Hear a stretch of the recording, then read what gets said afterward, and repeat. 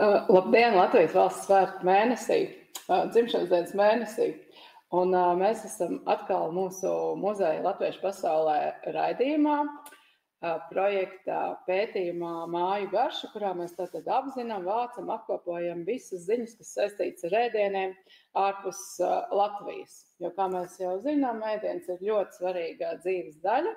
Tā mums saistās ar atmiņām par bērnību, saistās ar mūsu mājām, un tās ir arī mantotas recepts un mantotas zināšanas, un arī savā ziņā ļoti spēcīgs veids, kā tiek atklāta latviskā identitāte ārpus Latvijas. Un šodien šī ir Ieva, un es esmu Marianna. Mēs runāsim tieši par Latvijas valsts dibināšanas svētkiem un to, ko varētu atrast uz galda. Un to svin ne tikai visās mājās un visā Latvijā šo mēnesi, gan Lāčplēša dienu, gan 18. novembri, bet arī svin latvieši visā pasaulē. Un tad šodien mēs runāsim par to, kādā veidā galdi tiek klāti tieši uz svētkiem draudzes namos, latviešu centros, latviešu namos, par smukmaizītēm, par saimniecēm, par augstiem galdiem un tā tālāk. Bet, klausies, pirms mēs ķeramies pie svētku galda un tā klājuma, varbūt mēs varam mazliet paskatīties, kā mums gāja iepriekšējā raidījumā un iepriekšējā mēnesī, kura tēma bija saistīta ar skābēšanu, konservēšanu, sēņošanu. Varbūt varam paskatīties tādu īsu apkopojumu jums zināšanai un iedvesmai.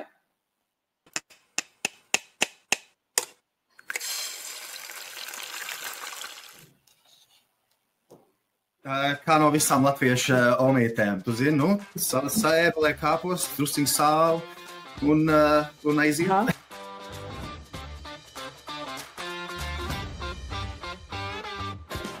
Kāpos!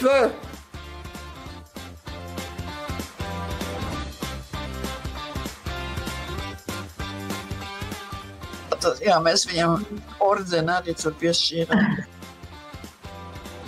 I would, say, oh, sauerkraut and run out. Man ļoti garšo sēnes.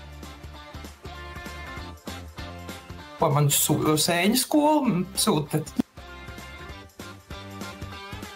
Poļināk. Itāļiem ir nepareizi gurķi. Gurķa kultūru.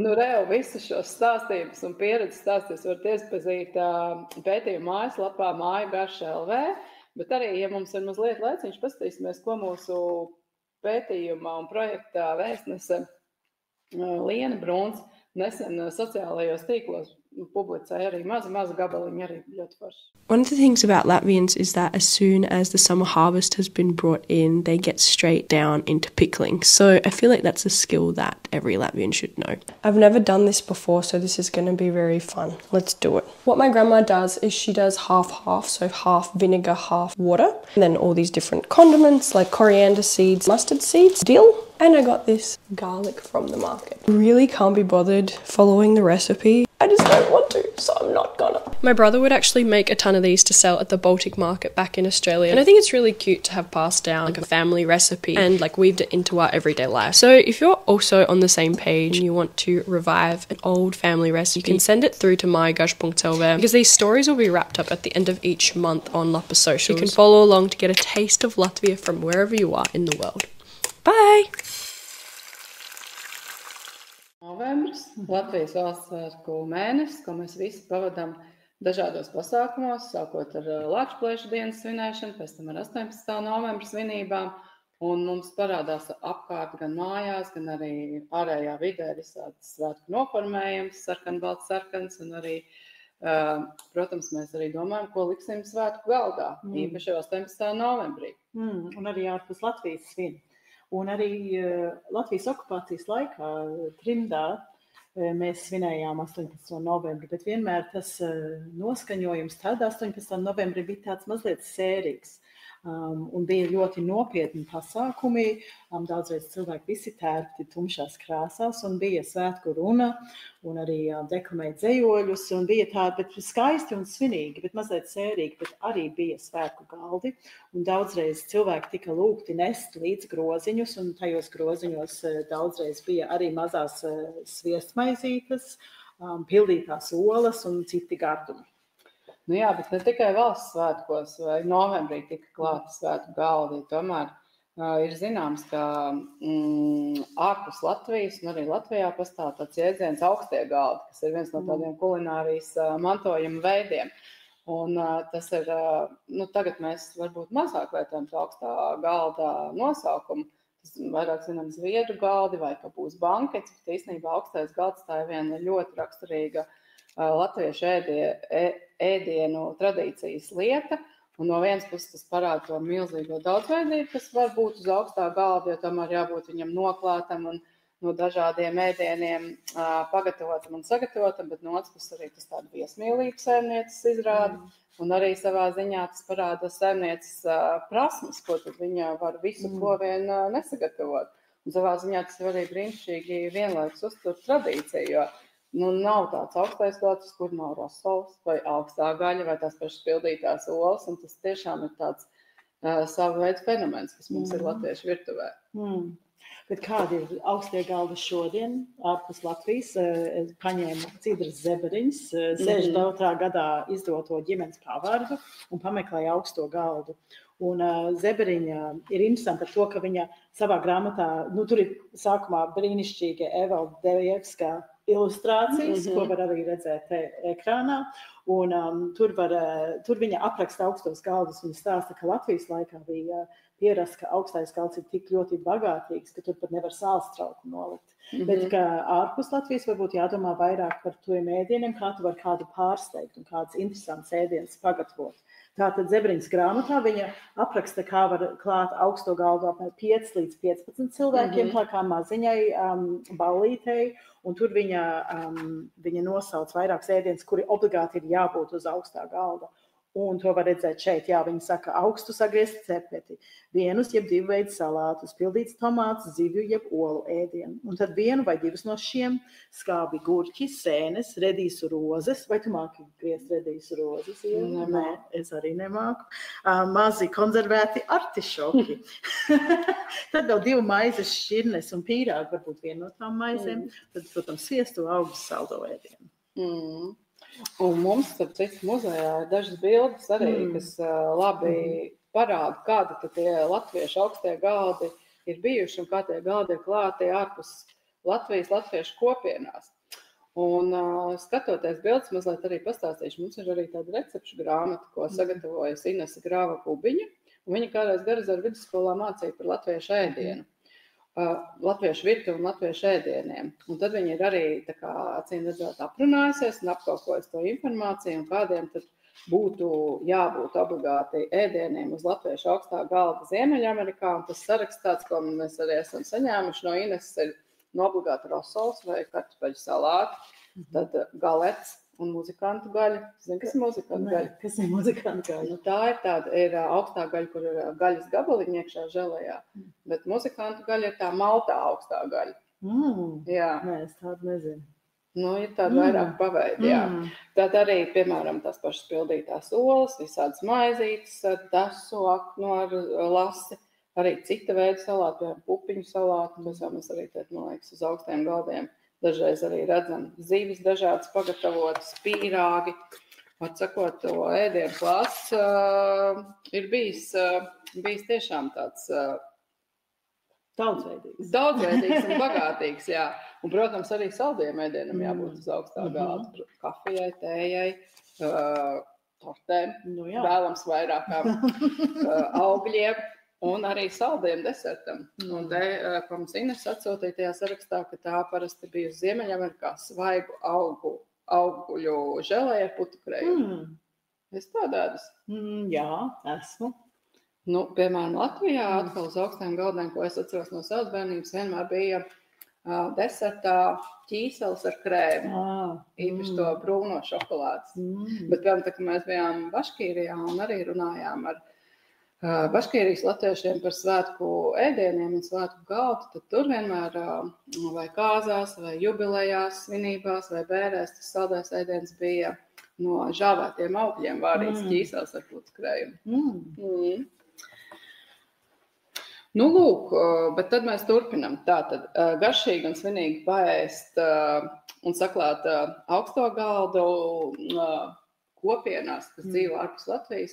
To varēja izdarīt, izmantojot dažādas pieejas. Gan, piemēram, visu to organizē, aicinot un jau ielūgumā uzrakstot, ka katrs nāk ar savu groziņu, un tādā veidā tas svētku galds veidojas. Vai arī otra tā pieeja ir bijusi, ka to dara latviešu saimnieces, kas arī ne tikai katras mājas virtuvē, mēs esam katra saimniece, bet arī latviešu namos un latviešu kopienās bija savas iecienītas saimnieces vai sieviešu tādas apvienības, kompānijas, kas klāja galdus, vai tās bija dāmu komitejas vai Daugavas vanadzes. Un tas arī bija tāds būtisks aspekts, ko ņemt arī vērā, lai vispār uzklātu skaistu un garšīgu svētku galdu. Jā, brīnišķīgās namu saimnieces, kas ir īstenībā katra pasākuma nagla. Man liekas, tā varētu teikt, ka varbūt tā saimniece nav redzama svētku runas teicēja, vai ne, varbūt viņa nav pašā priekšā, bet viņa ir viens no svarīgākiem cilvēkiem, vai ne, kas klāja galdus un liek visiem justies omulīgi. Te var redzēt dažas bildes no mūsu muzeja krājuma un arī muzeja ekspedīcijām, kur mēs esam satikuši. Šeit var redzēt Hamiltonas latviešu saimnieces, kuras gatavoja 18. novembra galdu 2014. gadā. Un arī sākot interesēties par šo tēmu saimniecēm latviešu kopienās un latviešu namiem, mums arī radās daudz jautājumu par sanāk tāds sieviešu interešu grupas, sieviešu apvienības, dāmu komitejas, un sanāca mums arī jauka saruna ar pētnieci un skolotāju Ājobenu. Viņa ir tieši sākus tagad darbu pie tāda pētnieciskā raksta par dāmu komitejām. Viņa tieši grib izvērtēt dāmu komiteju darbību un nozīmi trimdā un diasporā. Un tas tā vai citādi tiek saistīts arī ar ēdienu gatavošanu un svētku svinēšanu, kas atkal tad tālāk jau parāda un atklāja, kā tad ir bijusi tā latviskās identitātes uzturēšana ārpus Latvijas. Un tad mēs varētu paklausīties, ko Aija ir izpētījusi un ko ir uzzinājusi, un tas, man liekas, tiešām interesanti būs. Pieredze dāmu komitejas. Dāmu komitejas latviešu sabiedrībā it kā vienmēr bija. Viņas tur vienkārši bija. Un viņas ļoti aktīvi darbojās. Viņas gādāja par to, ka sarīkojumos bija skaisti uzklāts galds ar ziediem, gādāja noteikti, ka Latvijas karoks ir, un ja bija viesības vai kaut kāds sarīkojums, ka būtu galds skaisti uzklāts un ar visiem vajadzīgiem ēdieniem. Dāmu komiteja vienkārši bija. Es pati nekad nebiju dāmu komitejas valdē, bet tas jau arī nebija vajadzīgs. Bija cilvēki, kas bija mieru, tās oficiālās daļas, bet viņi vienmēr ņēma cilvēkus talkā, palīgā. Un tad mēs vienmēr gājam palīgā, kurā brīdī vajadzēja, vai nu pašas galdus krāmēt, ka jaunieši mēs varējām galdus krāmēt un tā, un tad iet smērēt maizītes vai maisīt kartupļu salātus vai ko darīt. Kā mums lika darīt, tā mēs darījām. Un man liekas, ka ir arī atšķirība, ja vispār runā par dāmu komitejām un dalību, par pašu pilsētu, jo lielpilsētās, piemēram, Toronto un Ņujorka bija ļoti daudz latviešu un vairākas draudzes un vairākas organizācijas, kurās bija katrais bija savu dāmu komiteju. Tur tās lietas varbūt nepārklājās tik dik, bet mazākos centros, piemēram, Filadelfija nebija pavisam maziņa, bet viņa arī nebija ļoti liela. Pārklājās tie cilvēki, protams. Kad mēs iedomājamies dāmu komiteju, mēs iedomājamies tādas mīlīgas tantiņas, kā kādā pagrabā tur strādā. Bet dāmu komitejas faktiski ir relatīvs nesena parādība. Un mūsu gadījumā tā ir trimdas organizācija, bet arī, piemēram, 19. gadsimta beigās Minnesotas štatā, Amerikā, lielākā imigrantu grupa bija skandināvi. Un skandināvu sievietes izveidoja savu organizāciju, kas no sākuma palīdzēja jauniebraucējiem tikt galā ar vietējo vidi, iedzīvoties, bet, kad 20. gadsimta sākumā, kad Zviedrija un Laikam Norvēģija jau bija devuši balstiesības sievietēm, un tās jauniebraucējas atbrauc uz Ameriku un saka, kas te? Mēs nedrīkstam balsot te, kas tā palieta, viņi sāk politiski aktīvi darboties. Un tātad tās sieviešu politiskā aktivitāte ļoti uzcēla. Viņi, protams, turpināja aprūpi, kas ir tradicionāli dāmu komitejas, sevišķi saistībā ar baznīcas, kas jau gadsimtiem notiek, kad aprūpē savus draudzes locekļus, ko vēl joprojām ļoti aktīvi dara. Tas bija tā. Tātad es gribētu viņus no sākuma nosaukt par sieviešu organizācijām. Mums muzeja krājumā ir interesanti, ka mums ir no 20. gadsimta paša sākuma, tur 1902. gads, 6. gads tieši Bostonas latviešu draudžu, sieviešu biedrības, kas draudzēs darbojās, un tur viņām arī ir protokola grāmatas, kas mūsu krājumā, kur var redzēt, kur viņas, piemēram, aprūpē savus biedrus, bet arī viņas vāc naudu, viņas rīko bazārus, kur katra atnes kaut kādu savu darbu, no savu rokdarbu, un viņas tirgo to, un kaut kādu naudu ieņem, un acīm redzot, tad palīdz vai ne ar līdzekļu vākšanu. Absolūti, un to arī darīt. Pirmā oficiālā dāmu komiteja tika dibināta ar Latviešu Rīgas Latviešu biedrību. Izveidojās līdz ar to arī dāmu komiteja, kas sāka palīdzēt sūtīt paciņus zaldātiem, kas tādā laikā karoja Krievijas-Turcijas karā. Tas ir 1860. gados, kaut kas tam līdzīgs. Un līdz ar to tas arī turpinājās, kad tā dāmu komiteja turpināja strādāt, aprūpēt cilvēkus. Bet Latvijas brīvvalsts laikā bija atsevišķi dāmu komitejas, piemēram, es atradu, Rīgas namīpašnieku biedrībai bija dāmu komiteja, kas rīkoja paši savus sarīkojumus, lai vāktu naudu, lai aprūpētu savus cilvēkus un lai darītu labdarības darbus. Rīgas Latviešu biedrības dāmu komiteja aprūpēja zaldātus, bet arī Pirmā pasaules kara laikā bija Latviešu strēlnieku bataljona organizētā dāmu komiteja, kas ne tik vien viņas aprūpēja zaldātus, sūtot viņam paciņas, tāpat kā mēs darām tagad ar Ukrainas karu, bet viņas arī, dāmas arī tēloja sieviešu lomās teātrī, kas bija kaut kas jauns. Bet tad pārnesot to dāmu komiteju sākumu, ko tu raksturoji Latvijas laikā, tā palīdzība, tā līdzekļu vākšana, tas viss arī ārzemēs iesākot dāmu komitejas, tas arī pārnesās, tā pati funkcija. Ļoti. Vai ne? Bet arī pienāca klāt šī ēdināšanas pakalpojums savās, ne pakalpojums, bet ēdināšanas. Ēšana ir svarīga daļa, latviešu sabiedrības daļa, tas ir skaidrs.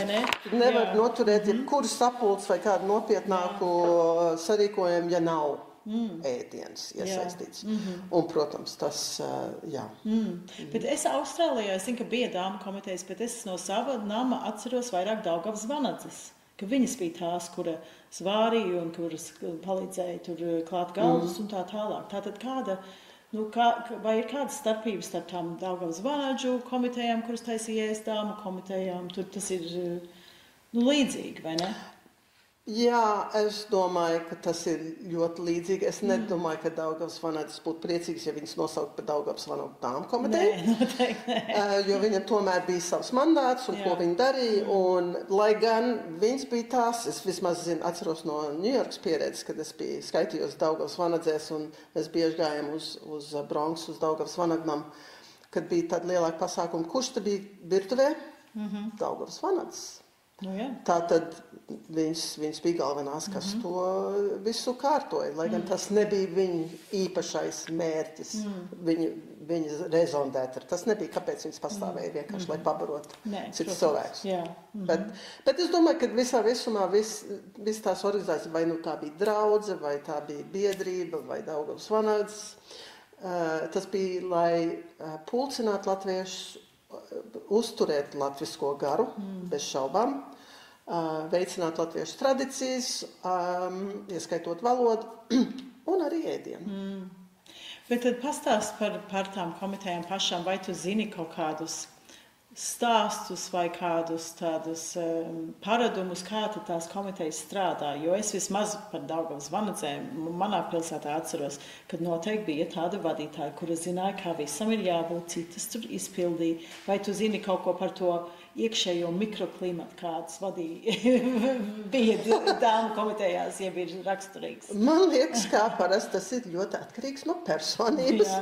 Un arī man liekas, ka no vietējās sabiedrības, jo mazāk tā pilsēta, piemēram, jo ciešāk tiem cilvēkiem bija jāsadarbojās, un tad varbūt nevarēja izlekt, varbūt tā būtu pārāk vīzdegunīgi vai pārāk valdonīgi, jo tomēr, ja tu nokaitinās, viss neviens tev nenāks, un tad kas būs. Piemēram, es strādāju Latviešu centrā ilgus gadus Toronto. Un tādā laikā tagad tas ir paputējis, jo vienkārši nav to cilvēku vairs. Diemžēl jāsaka, ka tie jaunie braucēji, kas brauc, viņi nav ar mieru ziedot savu laiku. Visi grib tagad tikai un vienīgi par naudu strādāt. To es varu saprast, bet viss tas, ko uzbūvēja man vecāka paudze, un mēs pat gājam un brīvprātīgi strādājam, darījam to, pavadījām veselas dienas, darot jebko sabiedrības labā. Toronto centrā, piemēram, bija azaidi katru sestdienu, un tas bija tikai un vienīgi naudas vākšanas kampaņa, lai centrs var turpināt savu darbību. Un tā kā 4 svētdienas mēnesī parasti bija 4 azaidi komandas. Un atkarībā tā komanda izveidojās sava, jo Toronto bija diezgan latvieši, ka varēja izveidot vienu, un tad visu sestdienu, visu svētdienu viņi dzīvoja centrā reizi mēnesī un pasniedz azaidu cilvēkiem, par ko cilvēki, protams, maksāja. Un līdz ar to ir, un atkarībā no saimnieces bija ēdienkarte, un kā katrs saimniecis ir bišķi savādāk, un parasti tas bija laulāts pāris, kas to vadīja, un tad kungi, tur tos galdus krāmēt, un stāvēt aiz bāru, un dalīt to ēdienu svētdienā, un tad tas dāmas, bet vīri arī nāca palīgā cept un vārīt. Es pieņemu, ka tās formas ir dažādas, ka varētu būt, ka dāmu komiteja sarunā sapirkt produktus, tad visas kopā gatavo, vai arī, ka pasaka, tu nesīsi pīrāgus, tu nesīsi torti, un katra uztais mājās un sanes? Jā, man liekas, ka tas ir atkarīgs arī, cik tā organizācija bija turīga. Jā. Jo, piemēram, Latviešu skolā to mēs noteikti nevarējām darīt, kad Latviešu skola sapērk produktus un tad vecāki nāk palīgā talkā kaut ko. Mēs, kad bija Latviešu skolas sarīkojam, mēs uzdevām 4. klases vecākiem jāuztais 35 desmaizītes. 5. klases vecākiem jāuztais 35 lašmaizītes. Un tā mēs sadalījām vienkārši, lai visi neatved vienu un to pašu. Bet man liekas, ka tas bija tā, piemēram, Latviešu centrs, kas tomēr sabiedrisko organizācijā diezgan lielu budžetu, protams, sapirkt visus tos produktus, un tad nāca cilvēki talkā. Bet mazākos centros tas varētu būt, kad kāds uzcep mājās kliņģeri, kāds uzcep pīrāgus, kāds uztaisīja rosolu, kāds uztaisīja siļus tomātmērsē vai ko. Bet kā mēs visi labi zinām, cilvēks var atnest uz namu, bet tas nav tik viegli arī izdomāt, kā salikt uz galda, kā galdu izdektēt, kur liks vai ne tur nažus un dakšus, un vai ne kādam ir jābūt atbildīgam par to administrēšanu, pat ja cilvēki paši sanes to ēdienu, tātad tām dāmu komitejām. Galvenā dāma, kas to pārvaldīja, jā, noteikti. Jā, tur kādreiz bija jāuzmanās, kā kaut ko dara, ja nepareizi kaut ko izdara, vai viņai, piemēram, maizītes atnes kādi, un tad noskatītos gar degunu, ja atnāk kāda ar tikai vienkārši maizi un kaut kādu desšķēlu uzplikt, nekāds garnējums, nekāds jāuztais smuki. Jā, kāds ir nozīme tieši estētiskai pusē? Ļoti. Kā mans tēvs teica, kad es viņam prasīju par dāmu komitejām, viņš teica, jā, dāmu komitejas ļoti svarīgs. Viņš pienes kultūru sarīkojumiem, lai izskatītos viss smuku un labi un būtu viss tā, kā jābūt. Vīrieši paši, viņi to nebūtu izdarījuši. Un kā ir šodien? Vai dāmu komitejas vēl strādā? Dāmu komitejas principā vēl esot, un kā man viena teica par dāmu komitejā, faktiski nāk cilvēki strādāt brīvprātīgi, gan kungi arī, ne tikai, un arī, ja ir ieprecējušies ar nelatviešiem, arī nelatvieši nāk labprātīgi strādāt. Kādreiz ir vairāk dāmu komitejā nekā draudzē baznīcas, kas atnāk uz baznīcu. Kādreiz ir tā bēdīgi. Draudzes ne tikai aprūpē savus locekļus, bet arī tagad vairāk vēršās uz darbību Latvijā, kas ir izteikts pavērsiens tagad, kopš Latvija atbrīvojās, kad dod stipendijas bērniem piedalīties Sveika Latvija braucienos un sūta arī pārtiku cietušiem grūtajos apstākļos cilvēkiem Latvijā. Tātad tas darbs turpinās. Dāmu komitejas noteikti turpinās, bet varbūt netik sparīgi un ne tieši tādos darbos kā iepriekš. Jā, un varbūt jocīgs jautājums, bet es zinu, ka tev būs ideja par šo, vai dāmu komitejās var iestāties tikai dāmas? Nē, ok, ko tas nozīmē iestāties? Darboties, teiksim, nākt uz kaut kādām sēdēm un lemt par to. Piemēram, es atradu igauņu, mēs jau vienmēr salīdzinājāmies ar igauņiem. Adelaide 57. gadā Austrālijā is NICE-ring, Estonian Women's Society. Vīrieši drīkst piedalīties, bet viņi nedrīkst būt vadībā. Okay. Un arī mans dēls pati pieteicies Ņujorkas draudzē, zvanīja Ilzei Bulai uz Ņujorkas draudzi un teica, es gribu aktīvāk darboties dāmu komitejā. Jo viņam vienkārši patīk cept un vārīt. Jā.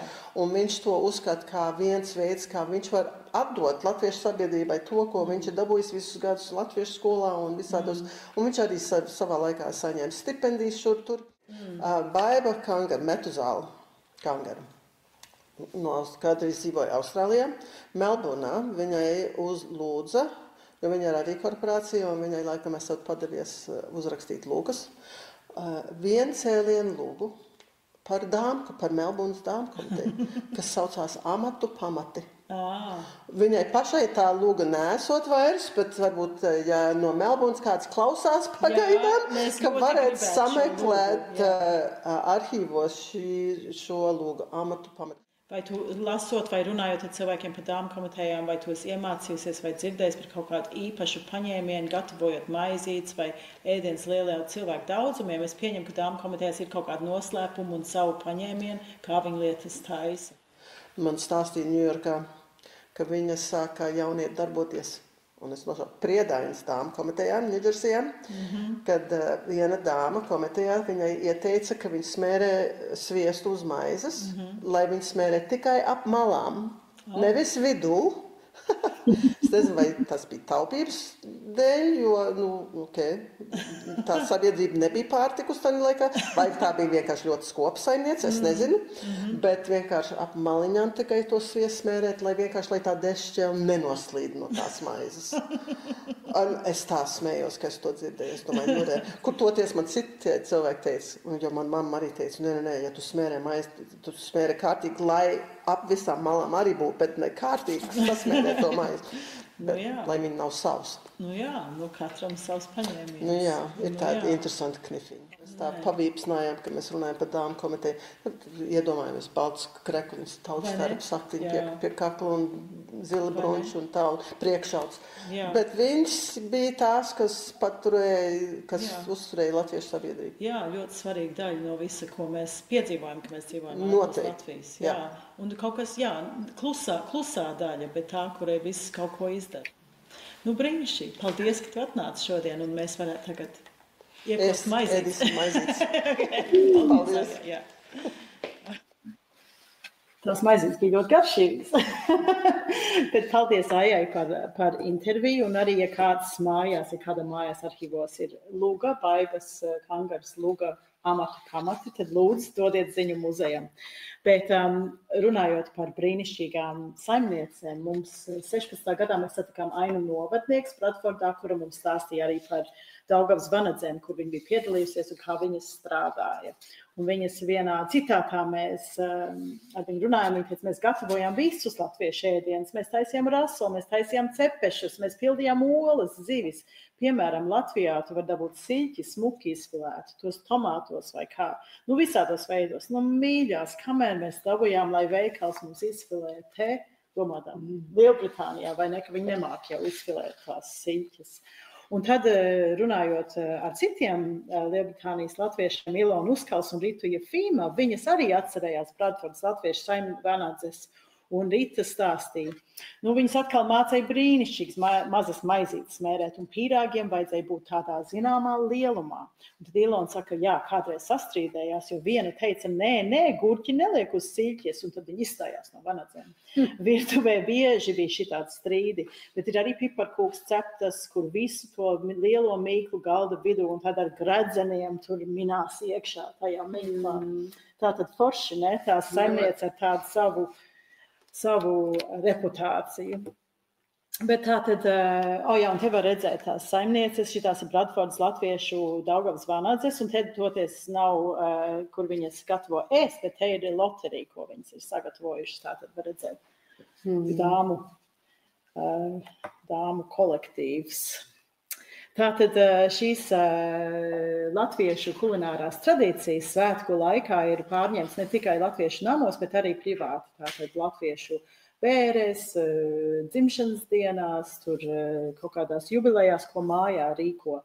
Un, ja saimniece pati nevar, ja negrib pati klāt galdu, tad ir iespējams vēl joprojām šodien, bet arī agrāk bija latviešu saimnieces, kuras izveidoja savus ēdināšanas firmas un kuras piedāvā arī Latvijas galdu klāt arī ārpus Latvijas.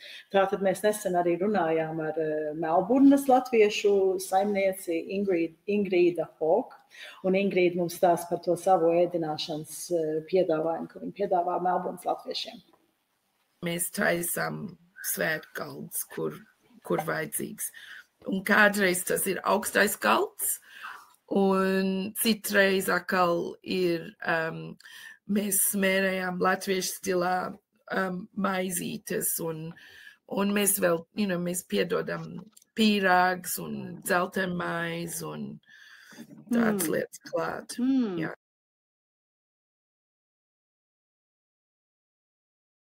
No mammas, jā.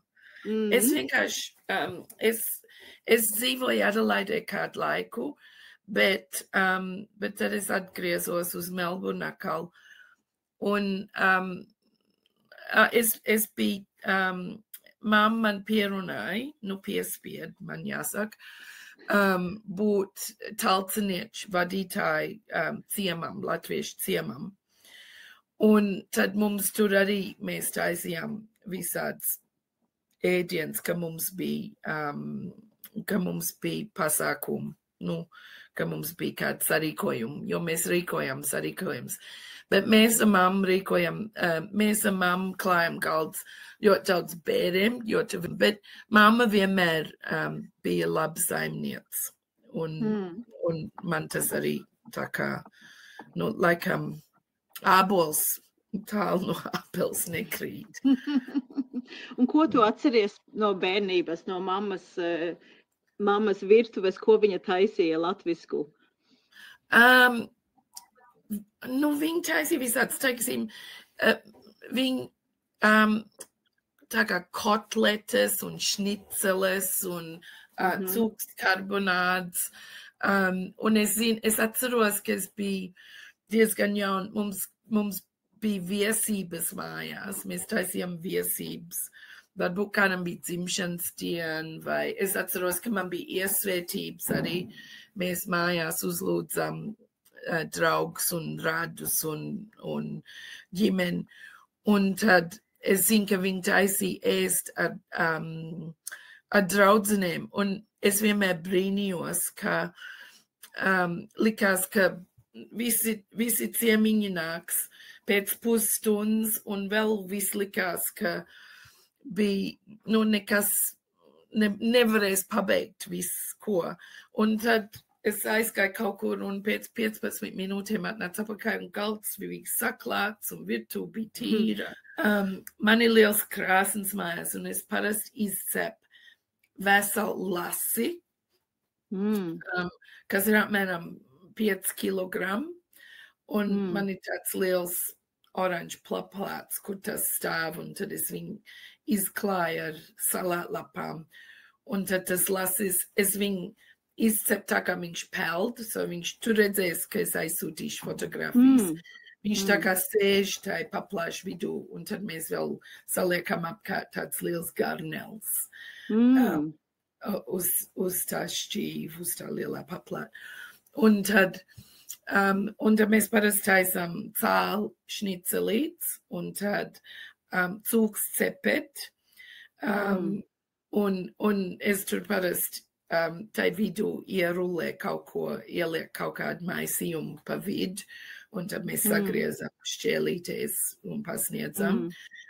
Zivs tomātos, kas ir ļoti populārs. Šitie gaļas ēdieni. Pastēt. Es taisu aknu pastēt, kas ir ļoti populārs. Un tad galert, mēs taisam galertu. Un tas ir populārs? Cilvēki vēl ēd galertu? Jā, cilvēki vēl ēd galertu, jā. Cilvēki ļoti grib galertu. Jā. Jā. Un tad mēs pasniedzam ar etiķu, māruptiem un sinapiem. Jā, cilvēkiem ļoti garšo. Jā. Dažiem garšo un viņi aiztiek, bet ir tādi, kas iet un viņi iet otrreiz. Viņi iet pēc bokser porciju. Un tad mums ir tie latviešu salāti, ko es teicu, ar tiem mīkstās salātlapiņas un dilles un gurķi un redīsiņi un ar lociņiem vai ar kaut kādiem spring onion kādreiz. Un tad mēs samaisām tādu pus uz puses skābkrējumu un jogurtu. Jo mums tas skābkrējums ir droši vien savādāks nekā Latvijā. Liekas tāds drusciņi. Man viņš liekas tāds ciets. Un tad es iemaisu jogurtu. Un man viņš liekas garšīgāks tad arī. Un tad mums ir, mēs parasti liekam skābos kurčus klāt, mēs kādreiz liekam iemarināt ķirbi, un mana draudzene viņi izmēģināja šo vasaru, viņi iemarinē plūmes, tās tumšsarkanās plūmes, tādā mērcē viņas ir ļoti garšīgas. Un tad viņi teica, šogad es nevienam nedošu plūmes, es tikai marinēšu, lai mums ir, ka mēs taisam. Pilnīgi skatāmies un gribās nogaršot visu, vai ne? Par ko stāst Ingrīda. Bet atceries, mēs pirms 9 gadiem bijām Amerikā, Ziemeļamerikā. Tas bija pirms 9 gadiem? 16. gadā. Un tur mēs bijām Filadelfijā un satikām Daci Gulbi un Intu Grundi. Un viņām pieder pašām savs ēdināšanas uzņēmums, var teikt, kas latviski tulkojot būtu Dzintara galds. Un toreiz mums arī sanāca ļoti forši ar viņām iepazīties un nointervēt abas dāmas. Un tad arī toreiz Inta mums stāstīja, kādus galdus klāja viņas ģimenē, kad viņa bija maziņa, viņas bērnībā. Un mums gan nav tas pieejams rakstiski uz ekrāna, bet es mazliet nocitēšu fragmentu no intervijas ar Intu, kur viņa mums stāstīja, kad mājās 2-3 dienas iepriekš jau pirms svētkiem viņi gatavoja visādus ēdienus. Un kādreiz mūsu mājās mēs ēdām 3 reizes. Sabrauc visu uz vakariņām, tā ap 6 un ēda silto galdu. Pēc tam vīrieši aizgāja spēlēt kārtas, bet sievieši mazgāja traukus.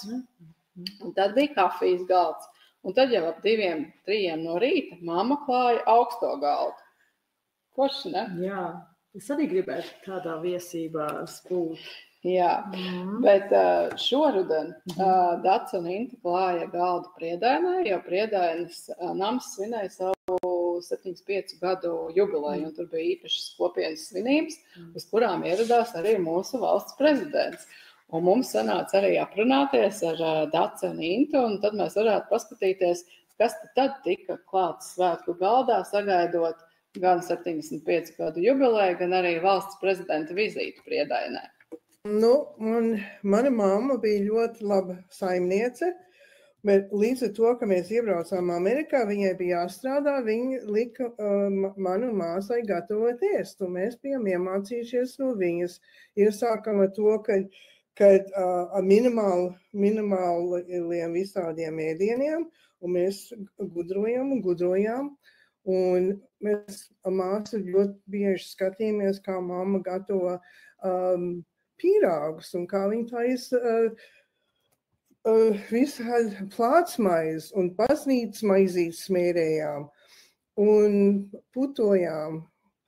Un tā bija tā pirmā, tas bija tas sākums manam ēšanas gatavošanai, un tad, kad man pašai bija ģimene, man ļoti interesējas vienmēr visu, ko izmēģināja visādas ēdienas, kas bija piemērot arī maziem bērniem.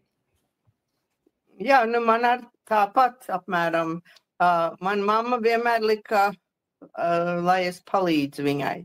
Vai man bija kartupeļi jāmizo, vai kaut kas jāvār, vai kā. Un arī mamma sāka strādāt, kad man bija kādi 10 gadu, un brālis bija 3 gadu jaunāks, un tad par vasaru, pa dienu mēs bijām vieni paši, abi divi. Un man bija jāgatavo pusdienas, un kādreiz pat jāiesāk vakariņas. Un tad es receptes skatījos pati grāmatās un pirku žurnālus, un tā es mācījos. Bet lielākoties no mammas.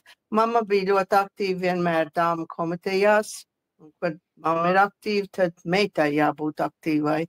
Un tad es līdz ar viņu gatavoju ēdienas baznīcā, jā, un tā mēs darījām. Tā apkalpošana sākās ar Ingrīdu Miemi, tas bija 80. gados laikam. Viņa sāka viesības apkalpot, un tad līdzi viņai strādāja Ilze Buls. Un tad man iznāca 3x3 nometnē strādāt birojā ar Ilzi, un tad Ilze man stāstīja, ko viņa dara. Es teicu, tas liekas ļoti interesanti, es arī labprāt gribētu, un tā mēs abas divas sākam kopā strādāt. Un tad es izdomāju, ka, bet tas mums bija tā ļoti neformāli, cilvēki tā kā zināja, ka mēs esam tādi saimnieci, un tad aicināja parasti iesvētībās un lielās jubilejās. Un tad es izdomāju, es biju skolotāja, un man nāca pensijas gadi, un es domāju, ka drusku tā profesionālāk, tad es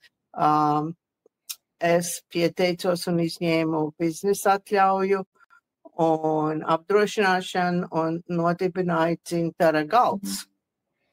Un tā mēs tad mums vajadzēja vairākas darbinieces, un tad Daci mēs strādājam 3x3 nometnē. Tad Daci mums nāca klāt un citas, un tad mēs izdalījām kartiņas, un tā. Vai tā nav, Daci? Tā bija, jā. Jā, un tā mēs atkal, un tā mēs mūsu vārds ir gājis viss apkārt tagad, jā, mēs tagad, austrumkrastā, vairāk ziemeļos, Ņujorkā, Ņūdžersijā, lielākoties Katskaļu nometnē mums notiek visādas lielas viesības un tās apkalpojam. Es atkal Intjovas paziņu, mēs kopā esam gājuši Latviešu skolā, bet viss jau man arī iesākās 3x3 nometnē. Es tur piedalījos vienreiz, divas reizes, tur vienā ievirzē, vadīju vienu ievirzi, un starp ievirzēm es iegāju virtuvē, un es skatos, kad Inta ar Ilzi tādu milzīgu lielu gaļas gabalu tur mēģina tīrāt. Uzkojās, un tā milzīgs gabals, jo jābaro ļoti daudziem cilvēkiem. Un es teicu, nē, es ienācu iekšā, un es biju tāda ļoti mierīga, un es teicu, tikai mīlestība, un tad mēs turpinājām to gaļu tīrāt. Un tad man ienāca, es domāju, man arī ļoti patīk ēdienu gatavot, Un es Intai teicu, es jums varu nākt palīgā, tā kā man nav jābūt ievirzē. Un tā tas viss sākās. Un tas, man liekas, bija 15, 20 gadu atpakaļ.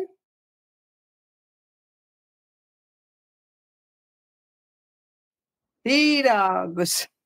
Visvairāk pīrāgi, jo neviens vairāk necep pīrāgus. Ne.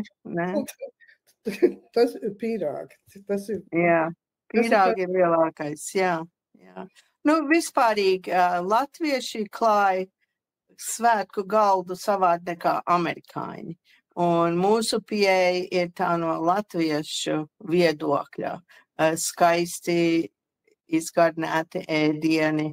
Un tad mēs amerikāņu lielās viesībās tur parasti ātri vien norauj to ēdienu un šķīvus prom un saurunī mājās. Un mēs esam pieradušas, kad pakavējās un ilgāk pasēd. Tad mēs atstājam ēdienus līdz pat beidzamam un tos šķīvus noņemam, tad, kad cilvēki ir gatavi dot, kad ir paēduši, vai ne? No latviešu ēdieniem, kas visiem ļoti garšo un ļoti bieži mums jātaisa, kādreiz liekas pa daudz, ir cūku cepets, skābu kāpost, vārīt karpeļu ar dillēm. Sēņu mērce. Jā, un vienmēr jābūt sēņu mērcei. Un man liekas, ka cilvēki arī vairāk mērces netais. Vienmēr daudz sēnes.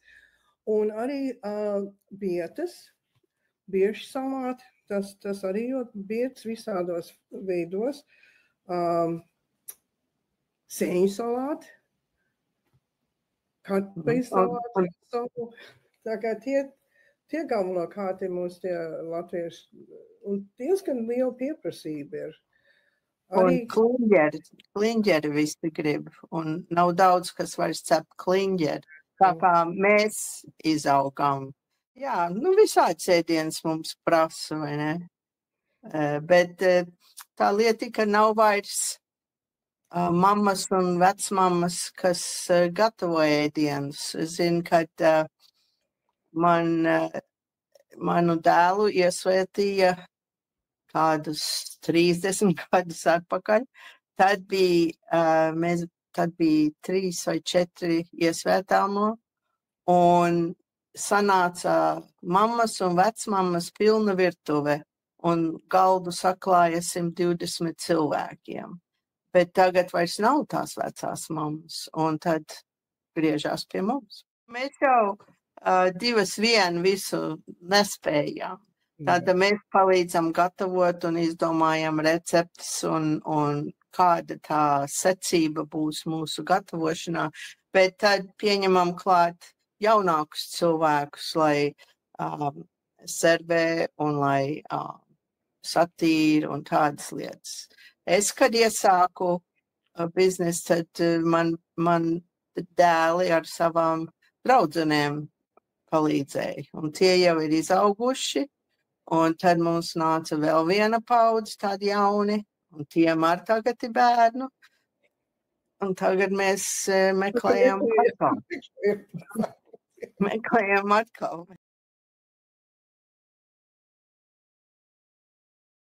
Daina nāca palīdzēt. Jā, tāds ir 2 meitas, kuras ļoti palīdz. Un mēs jau sākam mājās šo to gatavot. Un tad labums ir tā, ka Priedainē ir laba virtuve, liela tāda komerciāla virtuve, un tad mēs tur varam daudz ko pagatavot. Ja, mēs tur 2 dienas strādājam, jo no sākuma jau nezinājām īstenībā, cik daudz cilvēku, jo latviešiem ir tāda mūda, ka viņi nepiesakās. Ja viņiem vajag pateikt, lai mēs zinātu to ēdienu, jo nedod Dievs, ka mums pietrūks.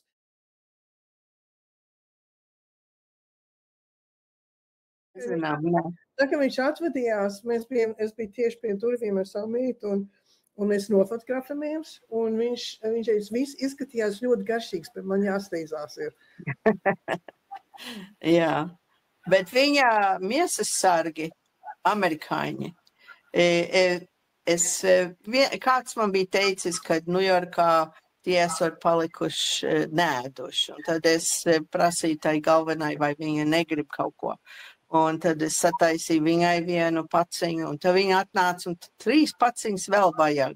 Bet latviešu sargi negribēja neko. Tie teica, ka tiem solot vakariņas vakarā. Jā, žēl, ka viņi nedabūja pagaršot, vai ne? Jā. Ko latvieši Amerikā bija sagatavojuši. Bet nekas. Man ir aizdoms, ka mums būtu jārunā vairāk par tām sviestmaizītēm.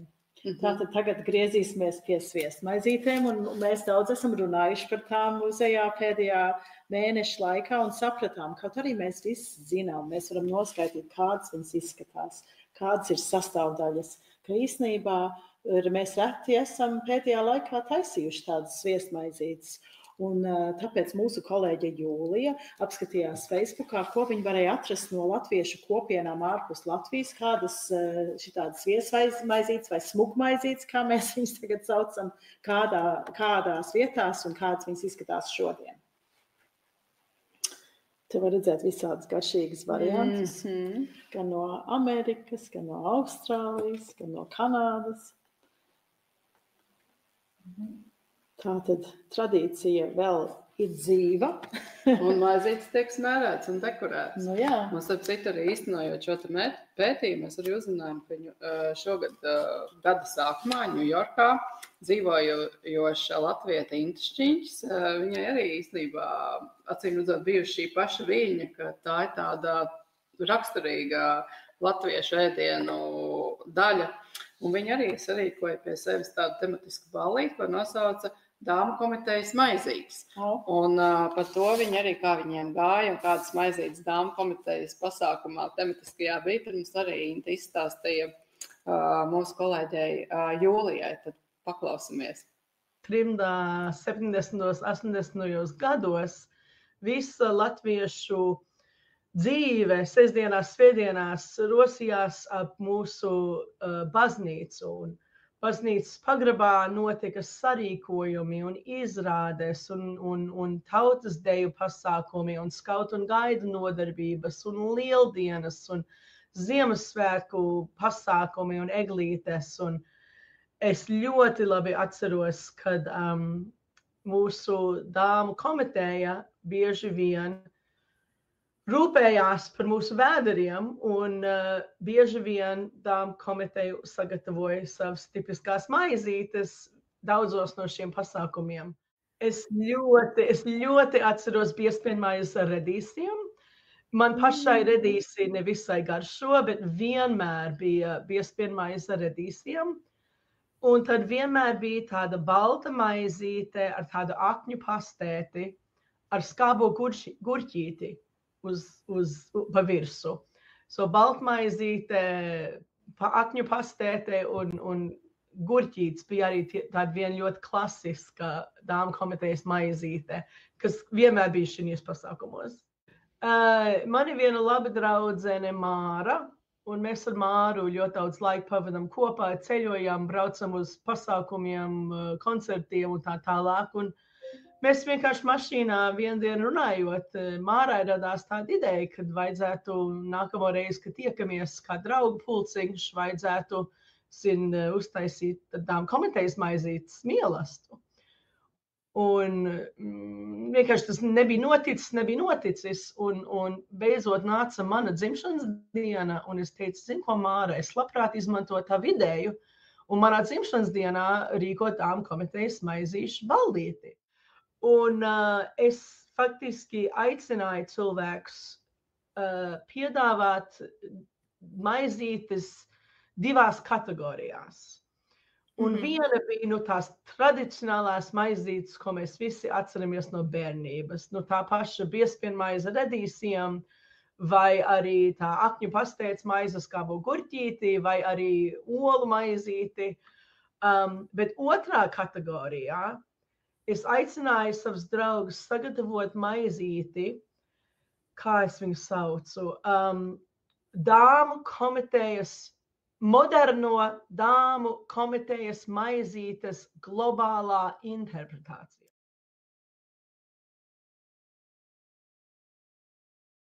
Jo maizītes bija daudz. Noteikti bija tradicionālā biezpienu maize ar redīsiem.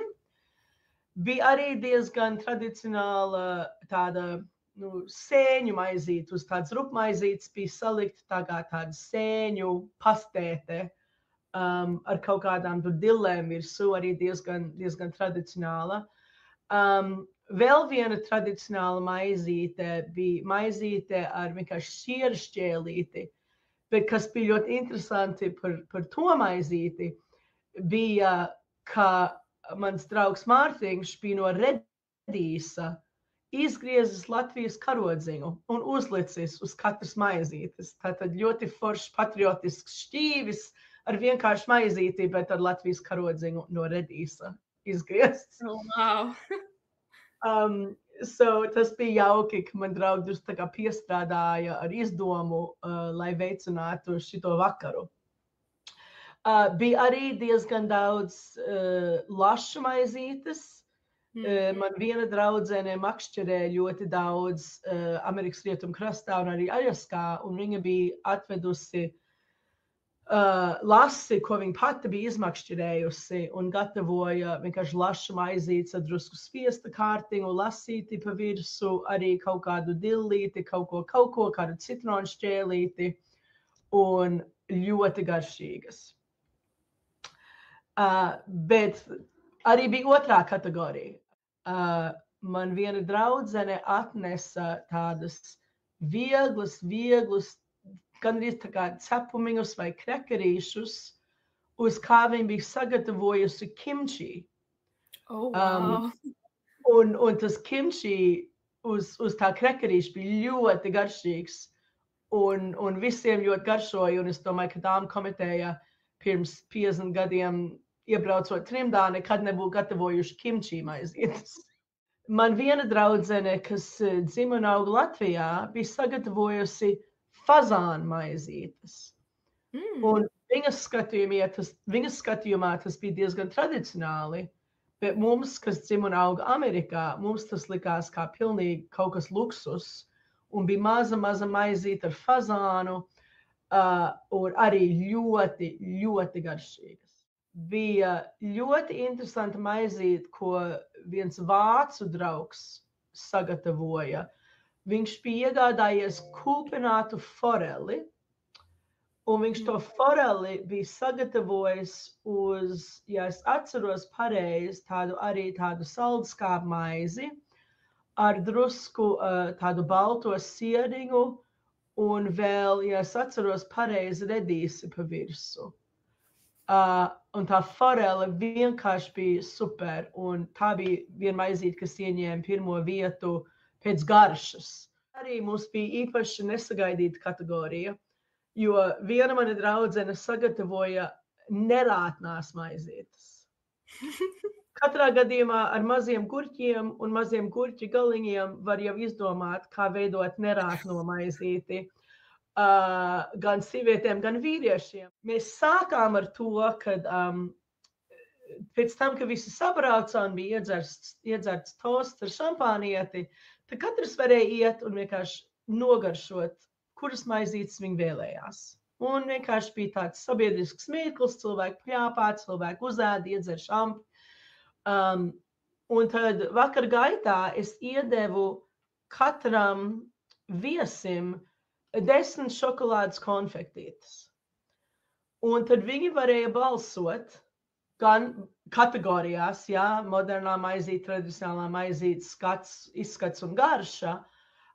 Un ja viņiem bija viena maizīte, kas pilnīgi tā kā izcēlās, tad visas 10 šokolādītes varēja likt tai maizītei blakus. Ja viņiem topā bija 3 maizītes, tad viņi varēja likt 3 gabaliņus šeit, 3 gabaliņus tur, 3 gabaliņus tur. Un es vienkārši, man patīk drusku tas latviskais elements, jo mēs visi tomēr esam latvieši. Man patīk tas elements drusku pakavēties atmiņās par mūsu bērnību. Un katram noteikti bija stāsts, drusku padalījās, kāpēc es to maizīti un kāpēc es to maizīti. Un tas vienkārši bija kaut kas savādāk.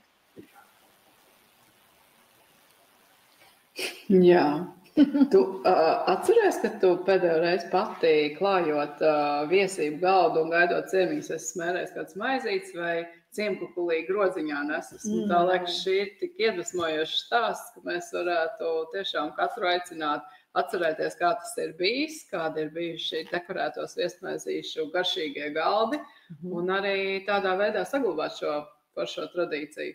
Jā, un tagad arī īpaši svētku mēnesī, un arī varbūt ir pateicības diena nāk, vai arī kāda ballīte vai ne draugiem, varbūt var apdomāties un uztaisīt tādu, vai ne šķīvi ar skaistām maizītēm un aiznest ciemos. Kaut kāda jauna kombinācija varbūt, ja bija latviešu klasiskā pastēt ar mazu gurķīti. Jā, nu lūk, bet mēs tiešām aicinām ikvienu tuvu un tālu pasaulē dzīvojošu latvieti tagad novembrī, kas ir mūsu svētku mēnesis, safotografēt šos svētku galdus un atsūtīt mums fotogrāfijas, un lai mēs redzam, kādas garšīgas ēdienas jūs esat sarūpējuši, kas ir pagatavots un kas tiek likts uz svētku galdiem ārpus Latvijas, latviešu kopienās, un arī varbūt kādas tās zemes kulinārijas tradīcijas arī tos svētku ēdienus ir ietekmējuši. Tas mums viss interesē, un fotogrāfijas un stāstu tad jūs varat sūtīt mums, un mēs tos ievietosim mūsu pētījuma mājaslapā Māju garša. Un arī var sūtīt uz e-pasta ēdienas @lapamuzejs.lv, un tādā veidā mēs to visu arī apkoposim. Un tāpat mēs aicinām padomāt, vai varbūt jums ir priekšmets vai kaut kāda lieta, kas saistās tieši ar svētku galdu, kas jums ir mājās, ko jūs varbūt domāt, varētu uzdāvināt muzejam, piemēram. Galdaudz, ko vecmama vienmēr lietoja klājot galdu, vai kaut kāda īpaša paplāte vai priekšauts, kas jūsu ģimenē ir ieņēmis kaut kādu īpašo lomu, un arī varbūt izšķirstīt savus fotoalbumus un pameklēt, vai tur ir fotogrāfijas, jo viena lieta, ko es ļoti gribu krājumam, ir bildes, vairāk bildes no saimniecēm, jo viņas ir tās, īpaši latviešu namos, tās, kuras daudzreiz netiek fotografētas, tiek fotografētas svētku runātājs, bet saimnieču bildes mēs ļoti arī gaidām. Jā, nu lūk, un sanāk, ka ir pienākuši mūsu garšīgā raidījuma pašas beigas, bet tad vēl kopsvalkot vēlreiz, tad mēs atgādināsim, ko mēs, kā Muzejs Latviešu pasaulē, īstenojot šo pētījumu, aicinam jūs sirsnīgi darīt. Jūs tad, noskatoties šo te raidījumu, varat pameklēt bildes savos albumos, iedvesmoties, atminēties stāstus par saviem bērnības ēdieniem, svētku ēdieniem, uz jūsu svētku galdiem. Jūs arī varat tātad dokumentēt, kā notiek latviešu ēdienu gatavošana jūsu mājās, jūsu svētkos, jūsu kopienās. Un tad jūs mums varētu šo te pieredzi atrakstīt un atsūtīt gan video formātā, gan rakstiski uz e-pasta adresi ēdienas lapamuzejs.lv. Mēs arī varam darīt tā, ka mēs, piemēram, jūs atrakstat mums, mēs varam sazināties un ierakstīt video stāstu vai video interviju un jūsu pieredzi tādā veidā dokumentēt. Un tas mums tiešām ir ļoti svarīgi, lai mēs pēc iespējas plašāk un daudzveidīgāk šo te informāciju un kultūrvēsturiskās ziņas apkopotu par latviskajiem ēdieniem ārpus Latvijas, kā tie tiek saglabāti, kā tie tiek gatavoti, kā tiek ēsti un kā tiek tas kopējais latviešu svētku gars uzturēts. Jā, tātad paldies visiem, paldies par skatīšanos, paldies Ievu par mūsu raidījumā vadīšanu. Paldies arī mūsu intervētiem cilvēkiem Aijai Abens, Ingrīda Hok, Dace Gulbis, Inta Grunde, Inta Šķiņķis. Paldies arī mūsu kolēģiem Danut Grīnfeld, Julija Apse un redzamies nākamnedēļ. Jā, un priecīgu Latvijas dzimšanas dienu. Jā. 107 reizes priekā.